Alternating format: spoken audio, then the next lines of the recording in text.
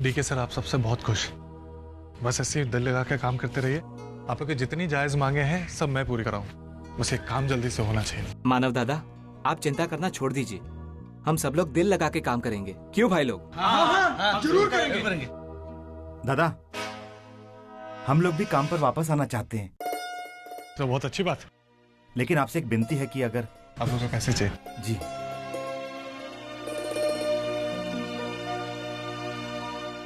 ये रखिए, बाद में और दे दूंगा। आप हम लोगों पर इतना भरोसा करते हैं। क्यों? तुम लोग भी तो हम पे भरोसा करके आए हो। क्यों? चलो काम शुरू करते। तुम लोग सबके सब गद्दार हो। तुम लोगों को इस लड़के ने 4 पैसों का लालच क्या दे दिया? तुमने यूनियन को ही धोखा दे दिया। अरे तुमको क्या लगता है ये कल का आया हुआ लड़का तुम लोगों की मांगों को पूरी करवाएगा? कभी नहीं। देखना, तुम लोग देखना, ये तुमको सीढ़ी बनाकर खुद ऊपर चला जाएगा और तुम लोग यहीं के यहीं रह जाओगे। ये लोग अब तुम्हारी बात नहीं मानेंगे। तुम एक काम क्यों नहीं करते? तुम भी हमारे साथ हो जाओ, सबकी भलाई इसी में।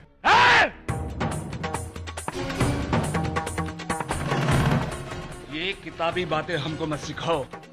तुम किसकी भलाई के बारे में सोच रहे हो ये हम अच्छी तरह से जानते हैं। तुम्हारी भलाई के बारे में।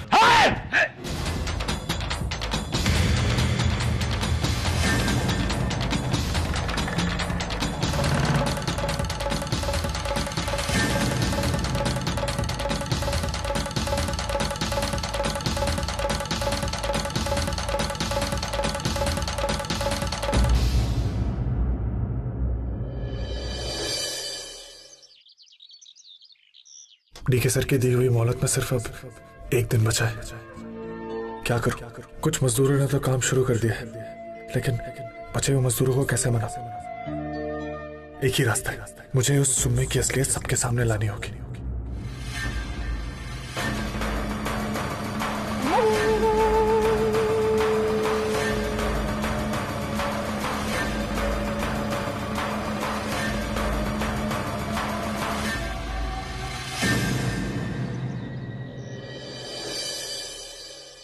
अरे आप आइए।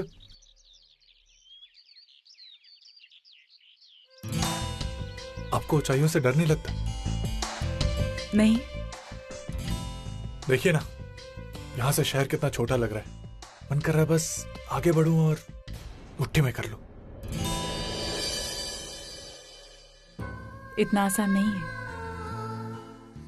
इस शहर में हजारों लोग आते हैं इस शहर को अपनी मुट्ठी में करने का सपना लेकर, लेकिन इस भीड़ में कब कहां कैसे खो जाते हैं उन्हें खुद पता नहीं चलता।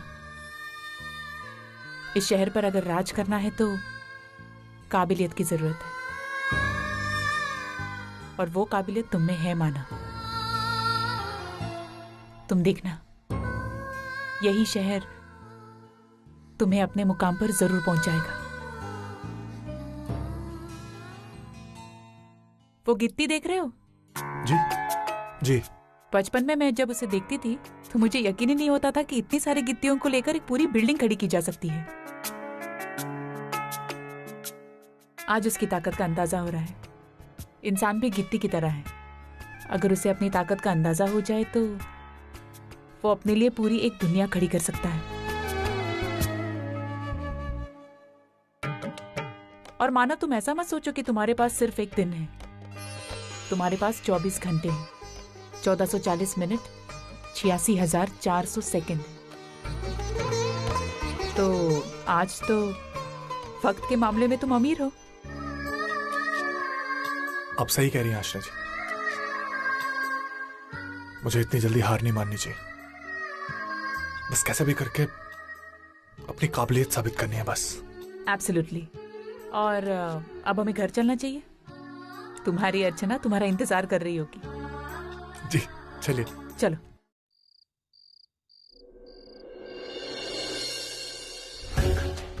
परसों कोर्ट में वैशु और धर्मेश के डिवोर्स की सुनवाई। पता नहीं क्या होगा। वैशु को उस धर्मेश से छुटकारा मिल भी पाएगा या नहीं, और पता नहीं इसमें माधुरी कितना साथ दे पाएगी वैशु का। अर्चना, यहाँ क्या कर रही है इतनी रात को? कुछ नहीं, बस ऐसे ही टहल रही थी। अर्चना, आजकल मानव दिखाई नहीं देते। मानव की नई जॉब लगी है ना, तो उसमें उन पर इतनी सारी जिम्मेदारियां हैं कि बहुत बिजी रहते हैं आजकल। क्या हुआ? क्या सोच रही है सुकृति? अर्चना, एक बात पूछूं? हाँ पूछ। मानव अपने काम में इतना बिजी रहते हैं, रात रात भर घर नहीं आते। तुम्हें बुरा नहीं लगता? मतलब अर्चना, जिंदगी में कभी कभी इतने बदलाव आते हैं और देखते ही देखते वो बदलाव आदत बन जाती है। तू क्या कहना चाह रही सुकृति? मेरी कुछ समझ में नहीं आ रहा। आओ मेरे साथ। अरे लेकिन सुकृति कहाँ लेके जा रही है? चलो तो।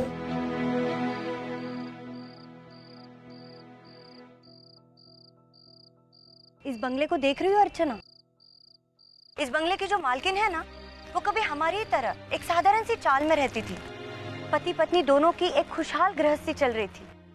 एक दिन दोनों ने मिलकर एक सपना देखा, ऐसे ही बड़े बंगले का।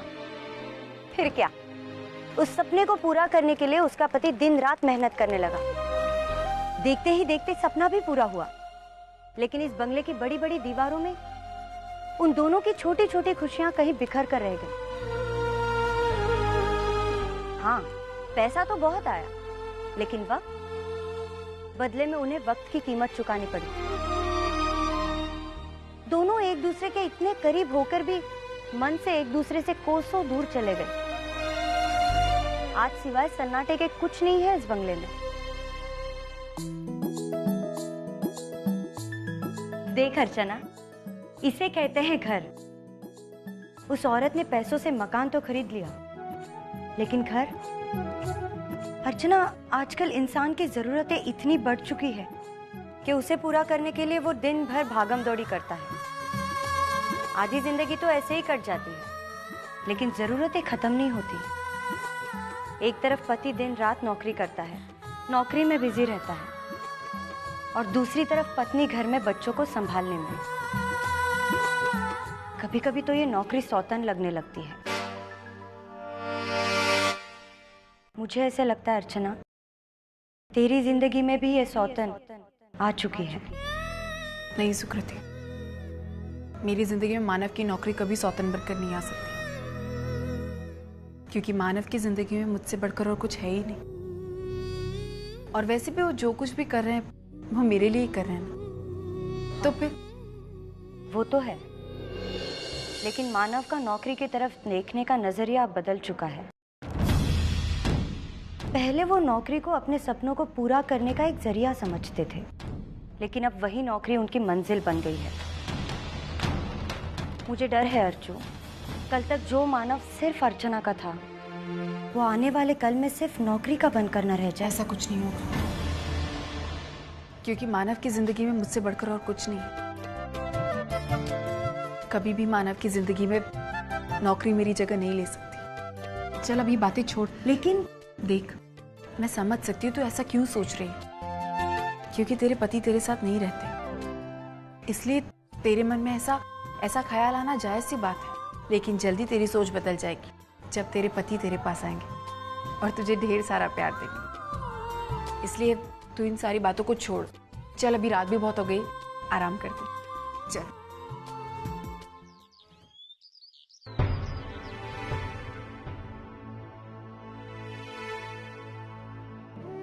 वैशु, तू चिंता मत कर, सब ठीक हो जाएगा।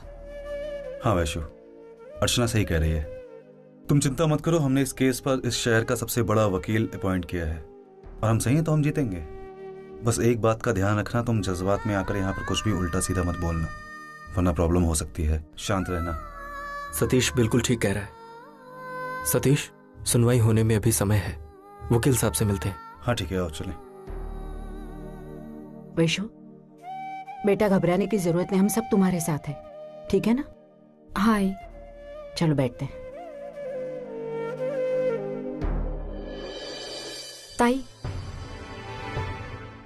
ताई, माधुरी आने वाली है ना? वैशु, माधुरी आएगी, तू टेंशन मत ले।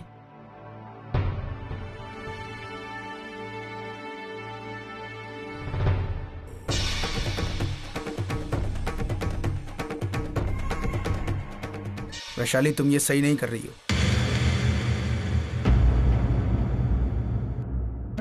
धर्मेश, सही और गलत का फैसला कोर्ट करेगा। तुम अभी वहां पर जाकर बैठ जाओ और फैसले का इंतजार करो।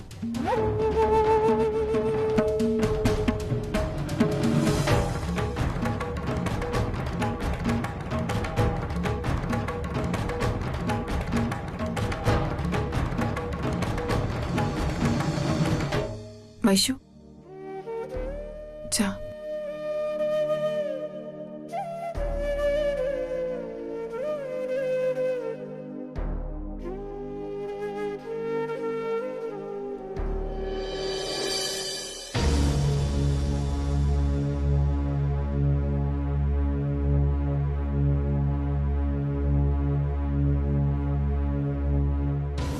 कार्यवाही शुरू की जाए। योर ऑनर, आज का केस बिल्कुल सीधा साधा है। मेरे क्लाइंट वैशाली को उसके पति मिस्टर धर्मेश ने धोखा दिया है। खुद शादीशुदा होने के बावजूद भी इनका दूसरी औरत के साथ अफेयर चल रहा है। ऐसे इंसान के साथ वैशाली का जिंदगी बिताना नामुमकिन है। इसलिए वैशाली को मिस्टर धर्मेश से डाइवोर्स चाहिए।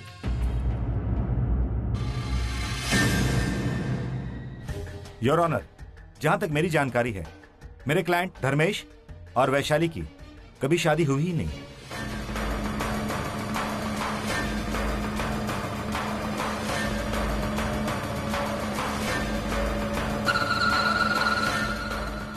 और अगर हुई भी है तो इलीगल है, और किसी भी इलीगल शादी का लीगली डाइवोर्स हो ही नहीं सकता। कौन सी शादी लीगल है और कौन सी इलीगल है, यही बात तो आज जाननी है। इसके लिए मैं मिस्टर धर्मेश से कुछ सवाल पूछने की इजाजत चाहता हूँ। इजाजत है। मिस्टर धर्मेश, आपकी और माधुरी की शादी कब हुई थी? 4-5 साल हुए। 4 या 5 साल मिस्टर धर्मेश? क्योंकि 1 साल का फर्क भी बहुत ज्यादा मायने रखता है। शादीशुदा जिंदगी में 1 साल में बच्चे भी हो जाते हैं। 5 साल हुए। गुड। तो आपकी वैशाली के साथ शादी कब हुई? 28 नवंबर 2009। शादीशुदा होने के बावजूद भी आपने दूसरी शादी क्यों की?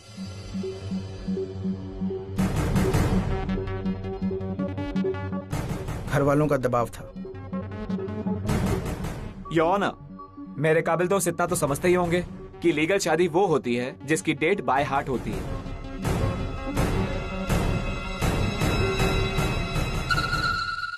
Over to you now. मैं मिस वैशाली से कुछ सवाल पूछना चाहूंगा। इजाजत है। आपको ये कब पता चला कि धर्मेश का किसी दूसरी औरत के साथ अफेयर चल रहा है? जी, कुछ ही महीनों पहले मैंने उन दोनों को एक होटल में रंगे हाथों पकड़ा था। और आप होटल तक कैसे पहुंची? वो एक इत्तेफाक था। आपको ऐसा नहीं लगता कि आपके साथ इत्तेफाक कुछ ज्यादा होता है? जब आपको कुछ महीने पहले आपके पति के अफेयर के बारे में पता चला, तो आपने उसी समय केस फाइल क्यों नहीं किया?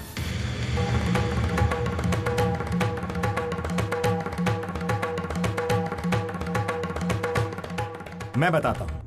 क्योंकि तब तक आप जान चुकी थी कि आपकी शादी इल्लीगल है।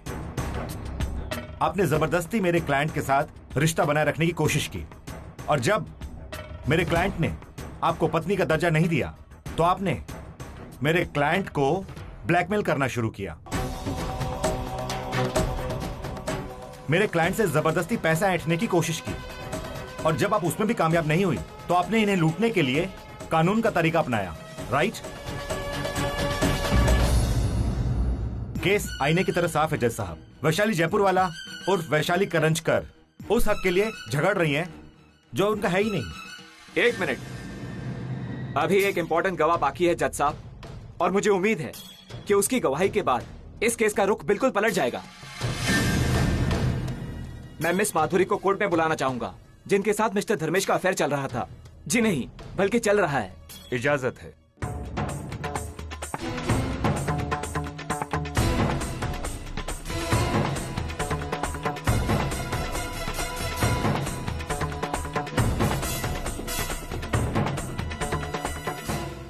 Your honour, miss Madhuri court नहीं आई हैं। वो किसी निजी काम से शहर के बाहर गई हैं। जज साहब, मैं यहाँ हूँ।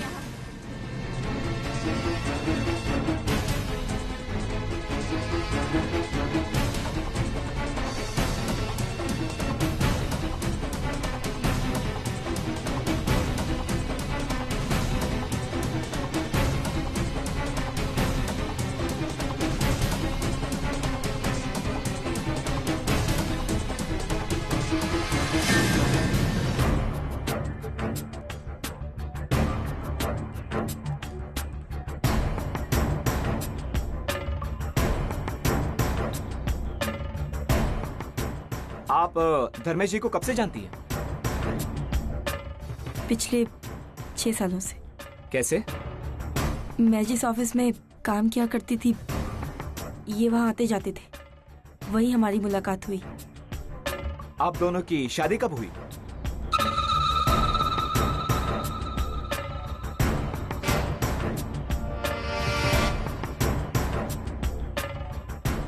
मिस माधुरी, मैंने पूछा आप दोनों की शादी कब हुई? हमारी शादी कभी हुई ही नहीं।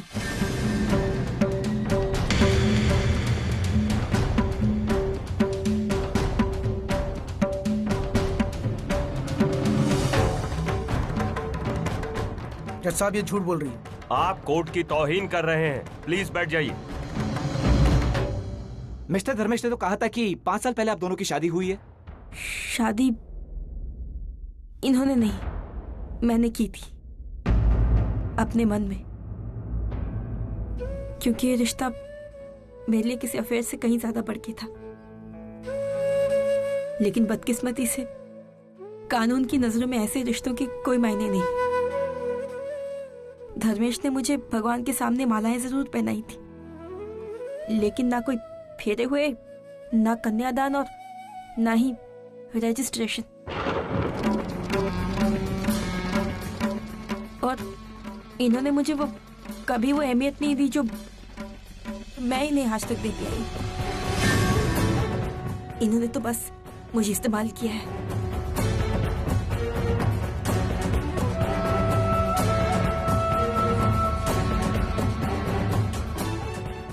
यकीन मानिए जज साहब, हम दोनों की कभी कोई शादी नहीं हुई थी। ठीक है, आप जा सकती हैं। That's all, Your Honor.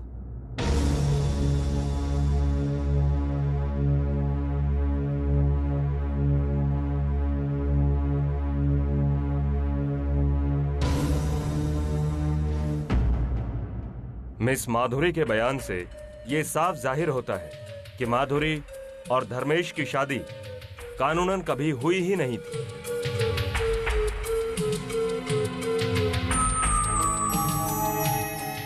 इसलिए ये अदालत धर्मेश और वैशाली की शादी को लीगल मानते हुए आज उन दोनों का डाइवोर्स मंजूर करती है।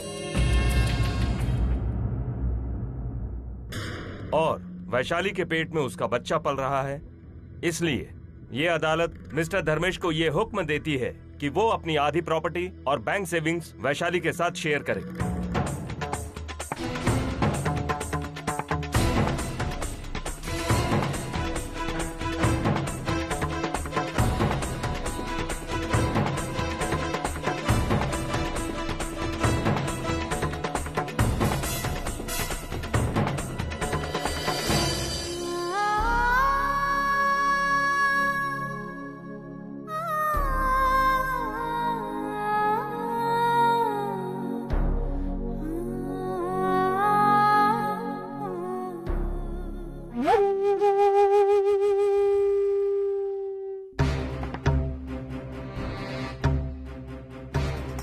धर्मेश, तुम गए नहीं तक यहाँ से?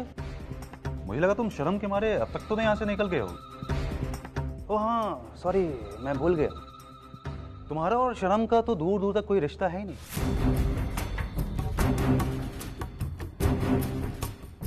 सतीश, मैंने ऐसा किया ही क्या है जो शर्मिंदा होकर मुझे यहाँ से चला जाना चाहिए?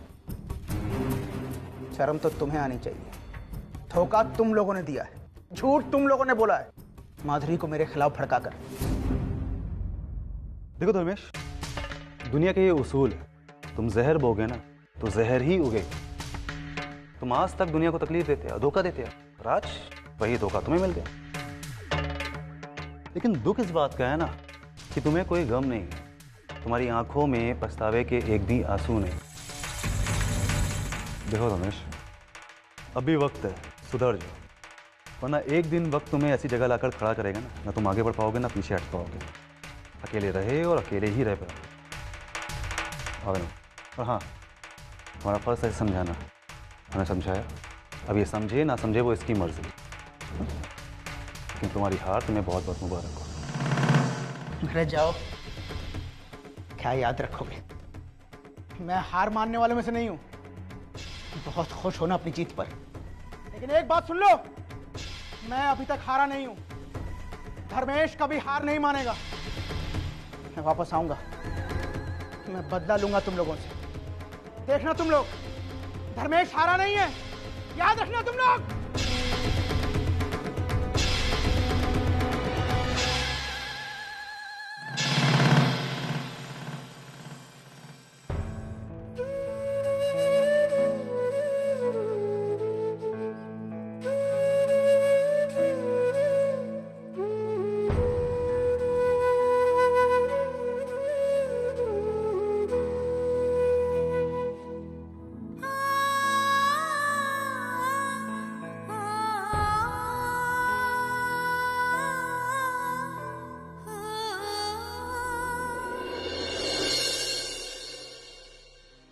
सॉरी, वो मुझे लगा अर्चना है।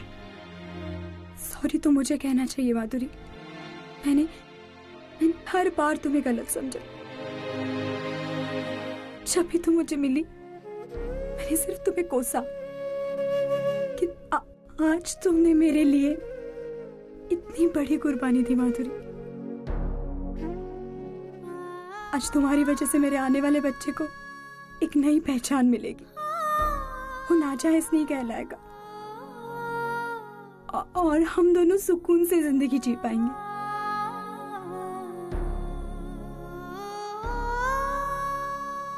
थैंक यू माधुरी।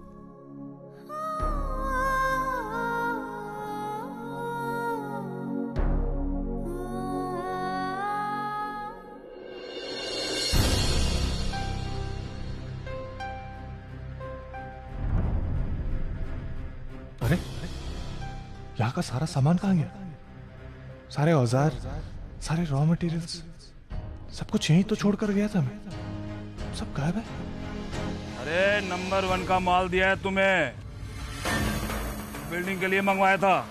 अब यहाँ तो कुछ हुआ नहीं, तुम्हें दे दिया। अब बाजार भाव का 80% तो मिलना चाहिए।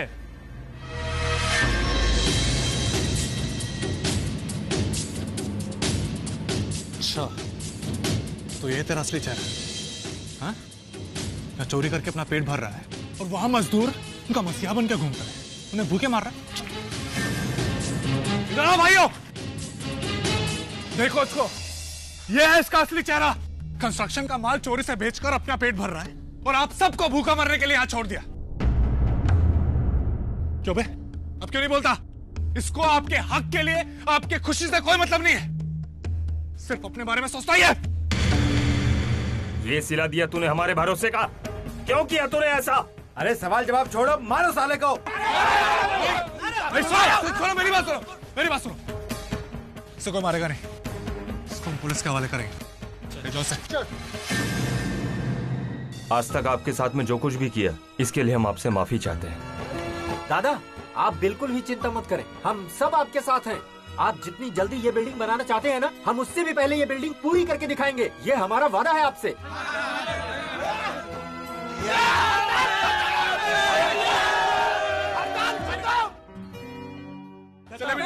नीचे नीचे नीचे उतारिए। देखिए, अभी हम सबको एक होकर बहुत जल्दी ये काम पूरा करना है, ठीक है? जी, जी बिल्कुल। हाँ।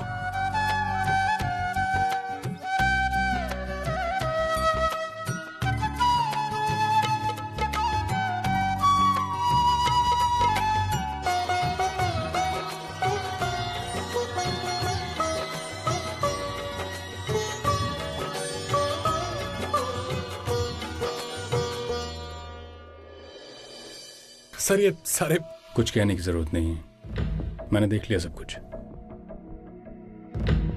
मैंने देखा कि तुमने काम न सिर्फ पूरा किया है बल्कि वक्त से पहले किया है।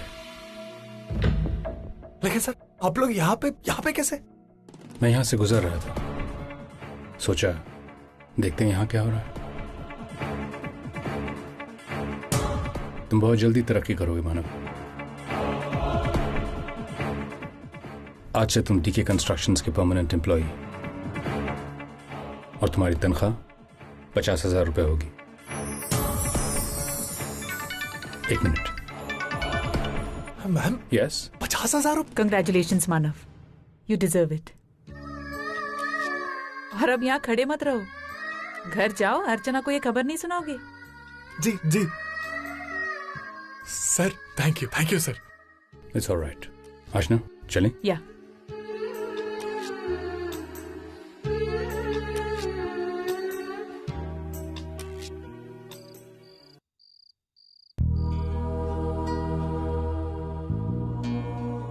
क्या सोच रही हो?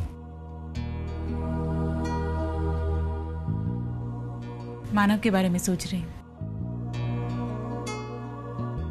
यकीन नहीं होता कि दुनिया में आज भी मानव जैसे लोग हैं। It's rare. मेहनती है, ईमानदार है। आज तक जिंदगी की लड़ाई अकेले लड़ रहा था, अब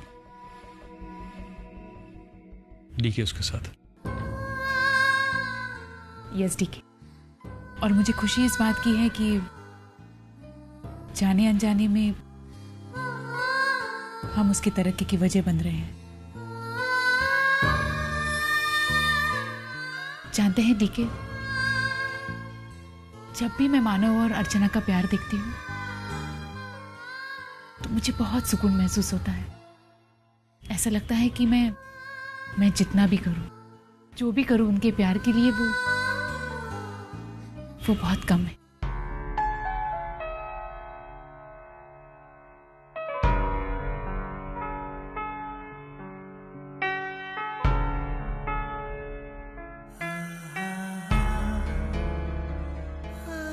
I love you.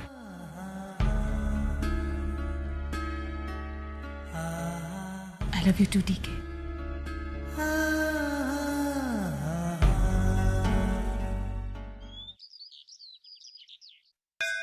आई तुला वाढदिवसाच्या हार्दिक अगं शुभेच्छा। बाई. नमस्कार करते।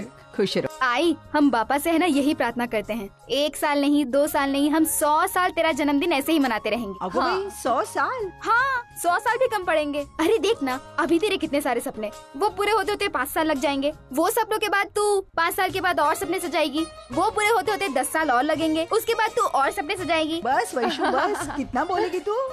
पूरी नौटंकी है। बहुत बड़ी। अच्छा बता, तेरे बाबा कहाँ हैं? अरे भाई, तुम्हें छोड़कर हम कहाँ जा सकते हैं? हमारा जीना मरना तो तुम्हारे साथ ही है।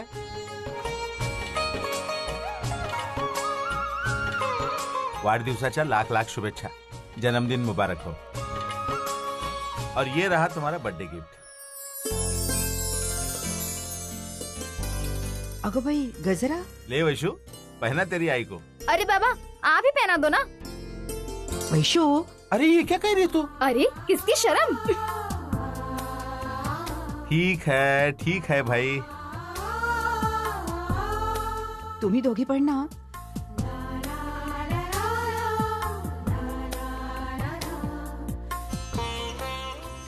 आई, अरे खुश रहो। तभी मैं सोच रही थी अर्चू कैसे नहीं आए अभी तक। लेकिन मानो, तुम आज ऑफिस नहीं गए? नहीं आई, जाना है ना, लेकिन आपका बर्थडे था तो विश किए बिना कैसे जा सकता था। अच्छा ये बस एक बात रह गई, वो आते वक्त सारे दुकान बंद थे ना, इसलिए हम आपके लिए कोई गिफ्ट नहीं ला सके। मानो तुम दोनों आ गए, यही मेरे लिए बहुत है। चल पूजा करते हैं।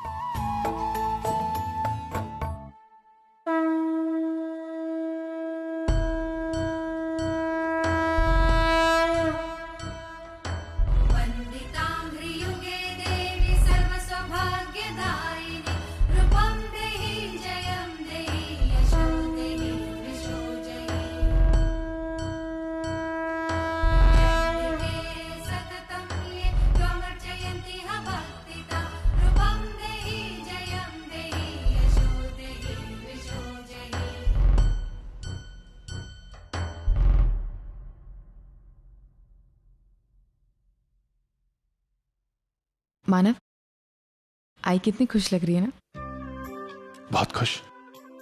और जब अपने इतने खुश होते हैं ना अर्चना, तुम्हारी खुशी और बढ़ जाती है।